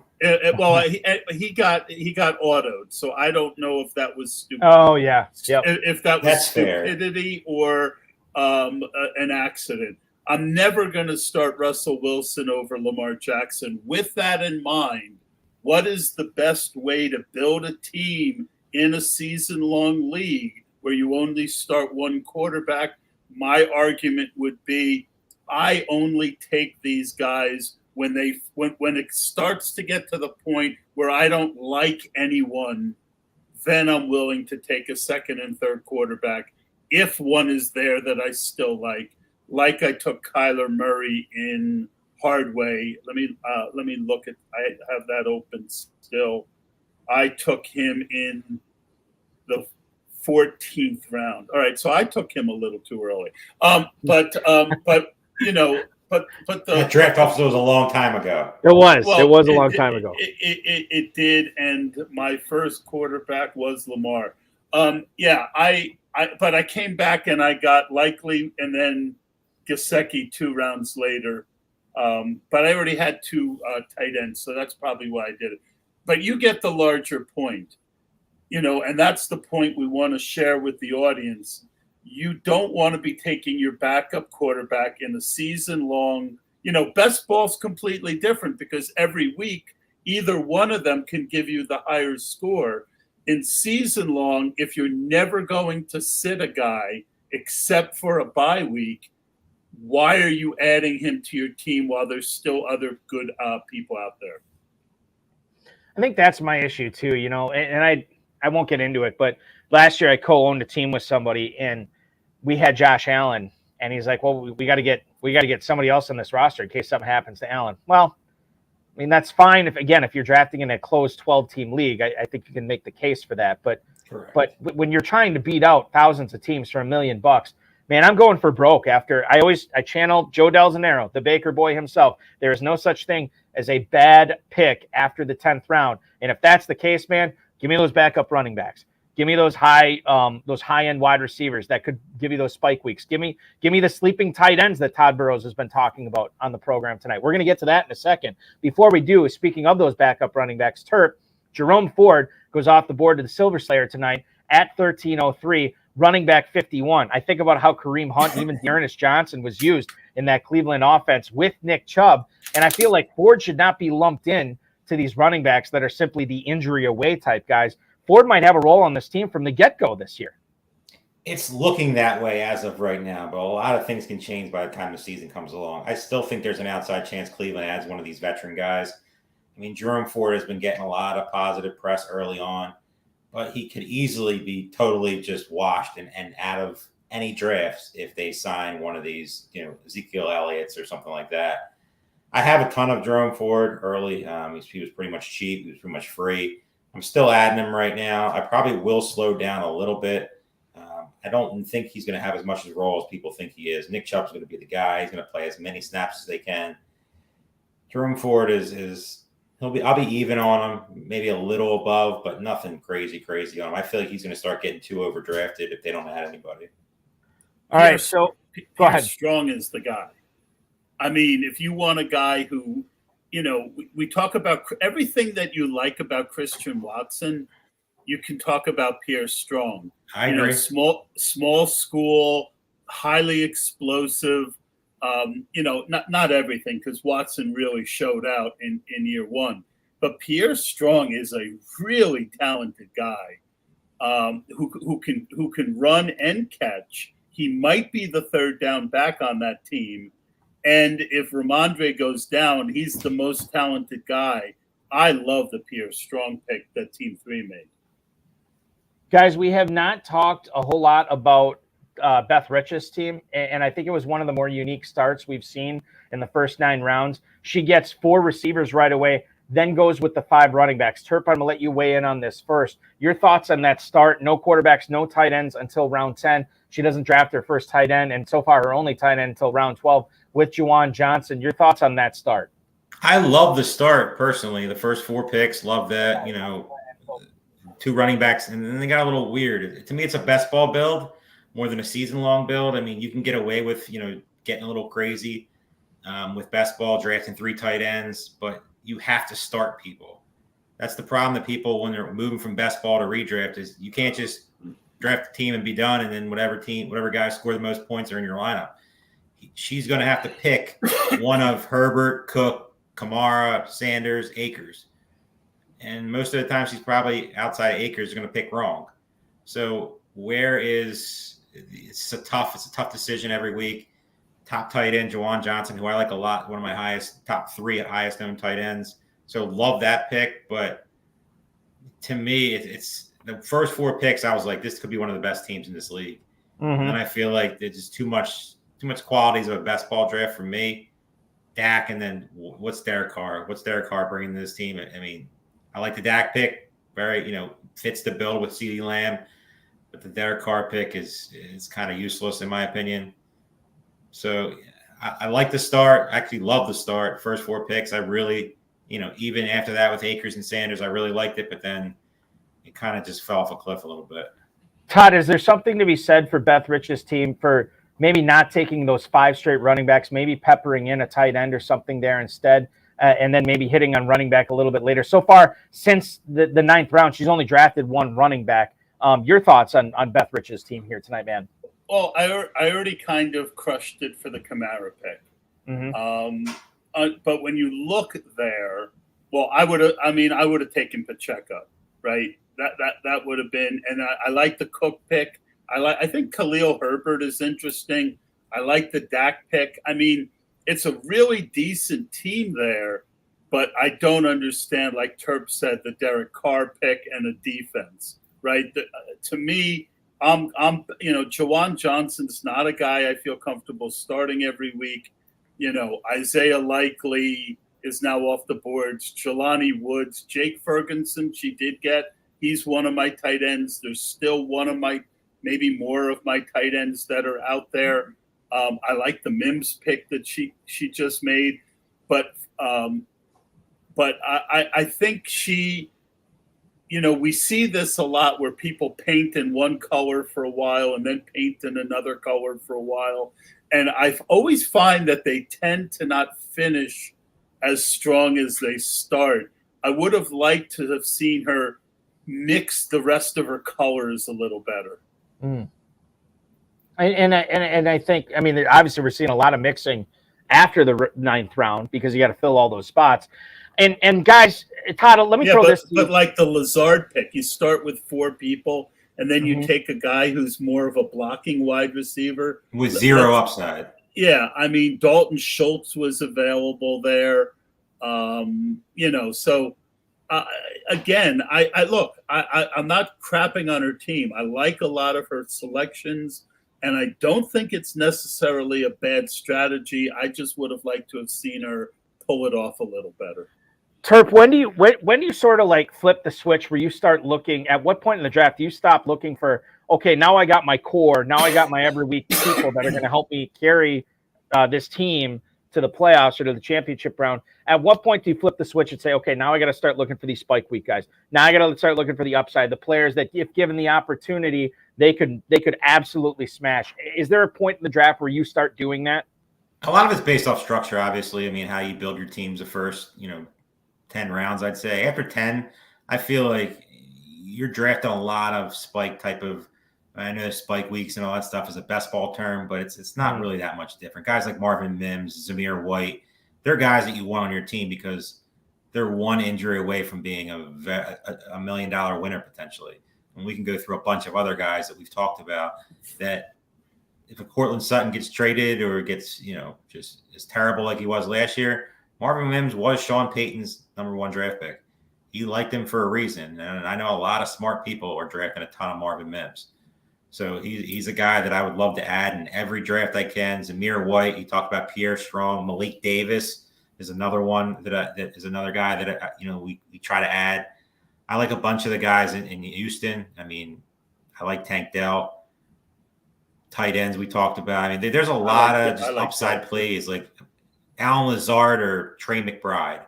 I mean, to me, it's Trey McBride, and it's really not even close. Right. This is a random name that I pulled out of the hat, but just when you look at some of these guys that are being drafted, it's just what's the Alec Pierce. Don't mind the player, but there's going to be growing pains with Anthony Richardson right away. Mm-hmm. I mean, he's not going to go out there and be slinging the ball around the field. So when does Alec Pierce help you? When are you going to actually click the button for Alec Pierce to be in your starting lineup? Best ball, totally different. I don't even like him for best ball that much. No, he's not something. I don't like any of those receivers. He's a one-dimensional guy who has no separation, and I agree. This is another thing. Trying to help. The hardest part when I started playing more season long in this format, I would do well in the first 10 rounds, but making the second 10 rounds tell a story that enhances what you did in the first 10 rounds was something I really had to work at. And that's what I like Cordell Patterson, and she picked. I don't get that pick at all, right?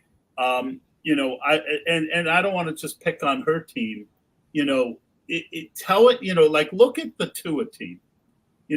Look at how beautiful. Now, I might not agree with all his picks and but the all structure, his players, but from a structural place, he got his 2 running backs. Then he painted yellow, so he's pounding the He's pounding the flex.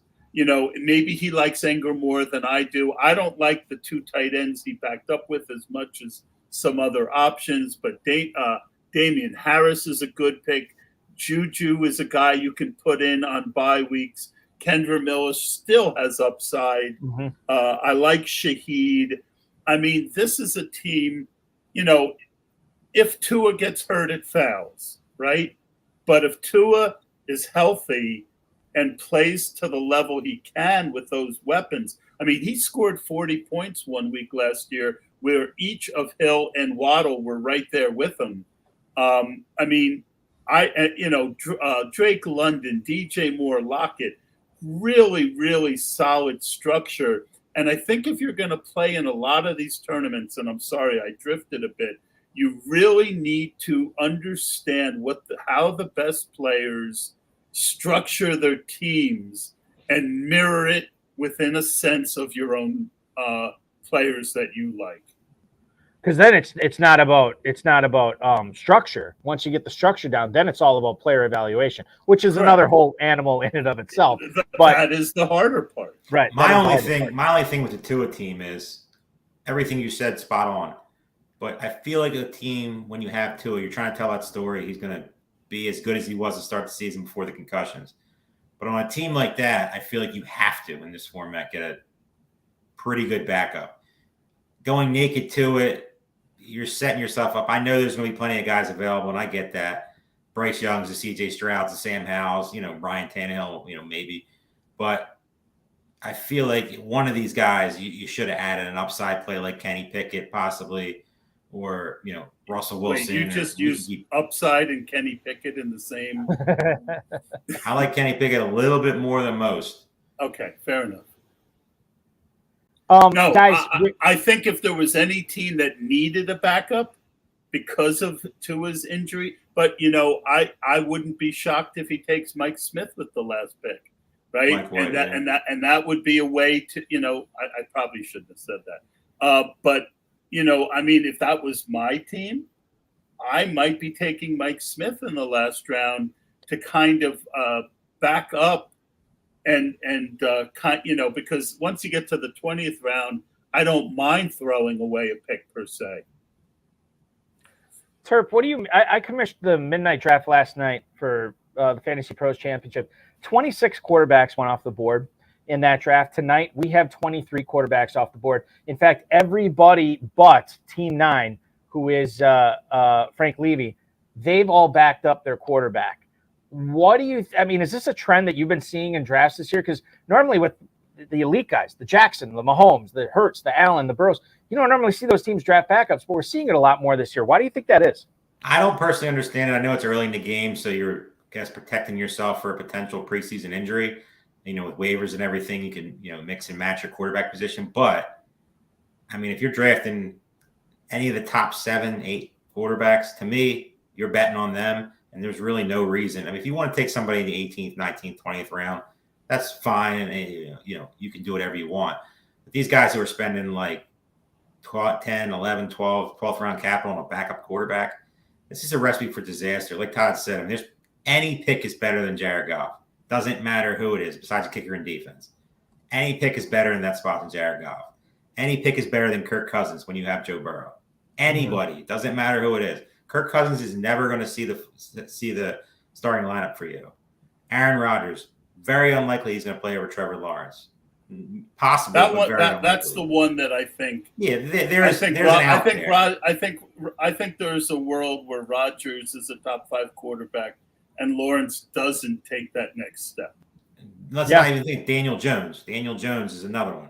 He's never playing over Josh Allen. So you're betting on Josh Allen. You're betting on Diggs. You had a great start in that draft. Why waste the 11th round pick on Daniel Jones? I like Daniel Jones this year. 100% agree. But it's also any why pick there is better than Daniel Jones. Hey, Todd, let me ask you this. I know you drafted a ton of best ball leagues. What am I missing on Deuce Vaughn? He's a rookie this year. He's in Dallas. Obviously, no Ezekiel Elliott there for now. But there is Ronald Jones there. Obviously, Tony Pollard. I just view Vaughn as just such a small player and such a gadget player. I don't want to call him one-dimensional, but I feel like as far as his rookie year goes, we kind of know how he's going to be used. What am I missing? Because I just really don't see a scenario where even if Pollard gets hurt, where Vaughn has a significant role in the backfield. Vaughn goes off the board as the 69th running back to John Laskowski here tonight at the 17:07. What am I missing on Deuce Vaughn? Well, if you're missing Deuce Vaughn, it's probably because you're looking straight ahead. Couldn't agree more. Other than that, I don't. He's here all night, folks. Tip your waitresses. Go ahead. Come on, that was a pretty good. That actually wasn't a pun. That was more of a football joke, which I appreciate. And I will say that I don't think I have one share of Deuce Vaughn in like 300 or 400 drafts. So I have one, and that was by accident. Yeah, because you were taking a deuce. Pretty much, that's exactly what happened. Todd Burrows.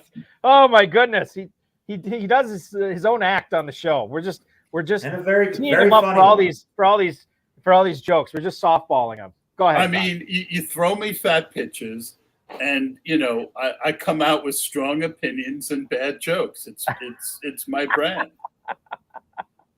The thing is, and by the way, we've wrapped up the draft here tonight. I'm going to get your guys' final thoughts here tonight. This was a lot of fun. It always is, especially when we have multiple people in here. Want to shout out to Derek Greer, Rich Billyeu, and Remy LeBeau for joining the broadcast tonight. Terp, let me throw this to you first. As you look at this board, all the stuff we've talked about tonight, what's Dan Patrick always does. What did we learn today? What did you learn from this draft? This free look into the Fantasy Pros Championship, where all 12 of these players are gunning for $1 million. I mean, what I've noticed in these 12 teams is I don't see $1 million winner in here. I definitely see some teams that have potential. I see some teams that are structured pretty solid. I also see we've talked about some structures that just we don't agree with. It's just tough in this format to back your stud quarterback up with another backup. I know people do it early in the drafting season because they're worried about injuries, but like you said, there's plenty of quarterbacks that you can get. They're not going to be as good as the top guys, but it's just some of these picks were just a little head scratcher to me when there's values on the board. I talked about Christian Watson. I won't talk about him anymore. There's just guys that I feel like they could have taken, and like that whole running back run in the 4th round was just weird to me. There's plenty of other talent there that they could have taken. Tight ends, I'm really shocked they haven't moved up more. Njoku's the Freiermuth, that little stale Evan Ingram range. Most people are trying to avoid if they don't get one of the Wallers, Goddards of the world. I'm gonna wait on the tight end guy. I won't draft much Kelsey. It's not that I don't like Kelsey. Maybe mix the best ball team in here with him, but not that much because I am worried about the age. But you saw last year, it's hard to just not have some shares of him. You can't totally fade him. It's just a recipe for disaster. I did that last year and paid the price. I was lucky to get out of the year alive, especially having a team that made the finals without him. But like I said, a lot of these teams are well structured. Some players I don't agree with, some players I really like. But overall, just a pretty solid draft. Saquon Barkley pick, I think, worked out for him. Yeah. I mean, I think his overall team structure, I might not agree with the players, but, he definitely pushed some guys up, like we talked about, like Metcalf and Kittle, guys like that. But love a lot of his players with Deontay Johnson, Burks, Quentin Johnson, who I've been drafting a lot. Love the Jameson Williams pick. Todd said it perfectly. It's a tough spot to take him in this format, but on this type of team, makes total sense. Todd, not only do I want to get your thoughts overall on this draft and what stood out to you, but something I've been teasing for the second hour or during the second hour of the program tonight. Some of the tight ends, like the tier 3 tight ends that hadn't gone off the board the last time we talked. Some of your favorites that you saw here drafted tonight. Right now, I'm drafting at ADP. I really like Isaiah Likely. I think that people are underestimating the chance that they play 2 tight ends as a regular format. And I also, if Mark Andrews goes down, he's the league winner, right? Talented guy, 30-something catches as a rookie without Lamar playing the full season. Jelani Woods is a freak in nature. He is. If there's a guy who at the end of the year, who's going to be that Dalton Schultz who was drafted late in drafts a couple years ago, Jelani Woods has the talent to be a top 5 player. he is he's going to be very active in the red zone, and he's just a super talented guy. I was not on Michael Mayer at the draft. I was not at Michael Mayer in early best ball, but Michael Mayer now falling to the 18th round. There really isn't another good tight end in Las Vegas, and he has a ready-to-play profile. So I think he's interesting. I think Jake Ferguson, who Beth took, is a very solid late pick. Taysom Hill, again, very hard for me to take in this format, but and the last one went a little earlier, but Mike Gesicki. I did a study on spike weeks, and before last year, Mike Gesicki had almost as many spike weeks as the top three guys, but on weeks when he didn't spike, he did almost nothing. Right. So it's a little bit more of a best ball pick, but I think there's a very good chance that Bill O'Brien takes advantage of him. He might be the most talented receiver on that team. Just the trio of tight ends on Gregory Edsall's team in general. How much time will we spend talking about it separately? Dulcich, Gesicki, Jelani Woods. You wait on tight end until the 10th round, and then you have that trio to work with. That to me is pretty exciting. That's my favorite team. If he hadn't have taken Anthony Richardson, and maybe he had limited his rookie love to one of those two guys, and I can't complain about the Justin Herbert pick. But again, back to Beth, I don't know how you pass on Josh Allen at 310 for your third wide receiver, right? Like that's a really tough decision. And I don't want to seem like I'm picking on her, but I mean, Jacobs over Gibbs. I mean, if Jacobs is Jacobs for last year, I mean, that team is a dominant team. So I'm back with what Terp said. There's no teams that I love here, but there's a few teams that I like that I think are just a little off. Injuries, lineup decisions, the waiver wire, that will all tweak these teams and maybe reform these teams, reform this league when we get going for real here in early September. That is going to do it for our broadcast tonight. And I want to thank Todd Burrows. Follow him on Twitter at BestBallNFL, SharpFootballAnalysis.com. You're doing a podcast there, right? A weekly article and podcast. I knew the articles. Okay, the podcast as well. And I had Scott Barrett on today. Next week, I'm having Brandon Thorne of ETR on. We're going to discuss offensive line and defensive line. And then the following week, I've got Matt Harmon on, who I just love his work. Perception. Yeah, looking for, identifying, it's part of how he markets his site, finding receivers who are good before they're good. And so we're going to be looking to try and help you guys find some breakout wide receivers. I love doing this stuff. Anytime you need me, guys, I'm always happy to jump on. You're the man, Todd. We appreciate it. Dave Terp, Dave Terpoli at Dave Terp on Twitter.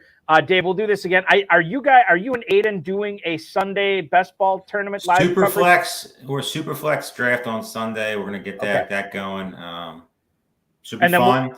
We're going to have some guests. I think we're just trying to figure out, lay that out. It's going to be either 7:30 or 9:30. I forget what time we're going to pick, but so Sunday evening. Definitely Sunday evening, yeah. And then Tuesday evening, we'll be back here. I'm not sure if I think Aiden's going to hop aboard as well, but we'll be covering another Fantasy Pros draft. Got to figure out the time when we go live on that. I don't know the time that we'll be doing it, but we will be doing that. That's Tuesday night.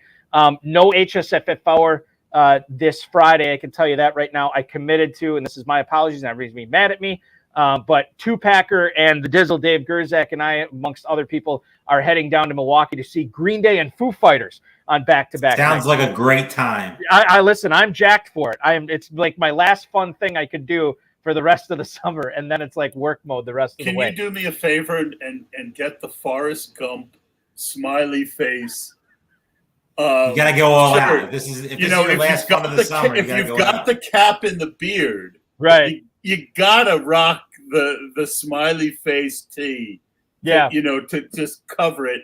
And I think the week after, Turp and I are going to be drafting a best ball team on the FFPC. It's definitely going to be on the schedule soon. I am very much looking forward to, since we agree on almost everything, we should. I will humble myself to take some Christian Watson, whether it's a little early or not. I like Watson.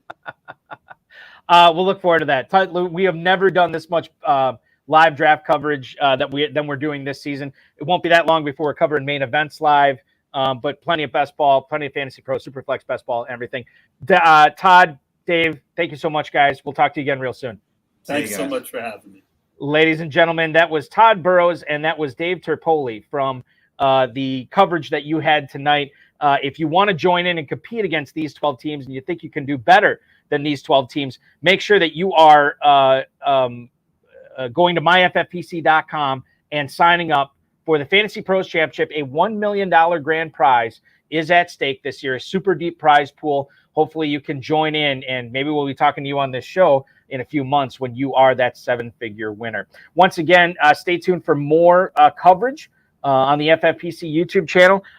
We'll probably squeeze something out this week. I just don't know exactly when yet, but definitely we'll have interviews. The Road of His High Stakes Lowdown, we're going to get that churned out here. We're going to get a couple of bonus HSFF hours as well. So be paying attention. Subscribe to the channel, like the video, share, comment, everything you need to do, because that's when you will know when we are going live with all this great FFPC coverage. Remember, $1 million grand prize in the FFPC main event, $1 million grand prize in the Fantasy Pros Championship. Both could be yours this year when you participate at myffpc.com. Have a great night, everybody, and we will see you right back here no later than Sunday evening for live FFPC Superflex Best Ball coverage with Aiden LaCorey and Dave Terpoli. Thanks for watching, everybody.